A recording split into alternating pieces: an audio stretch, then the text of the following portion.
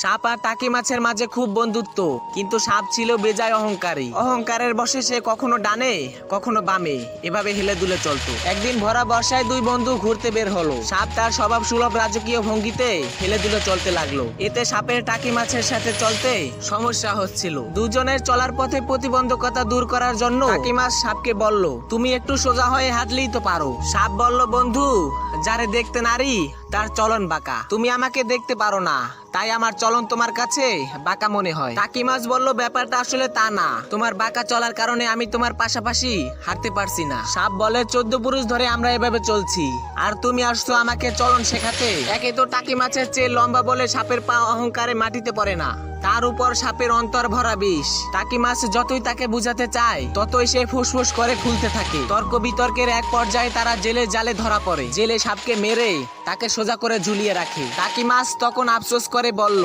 বন্ধু, সেই তো সোজা হইলি, তাও মরার পর। অহংকার আর অন্তর ভরা বিষ নিয়ে যারা মানুষকে বাঁকা পথে পরিচালনা করেন তারা আশা করি এবার একটু সোজা পথে চলবে। মরণের পর সোজা হলেও কিন্তু কোনো লাভ হবে না। আজরাইল আলাইহিস সালাম কিন্তু কোনো ঘুষ নেয় না।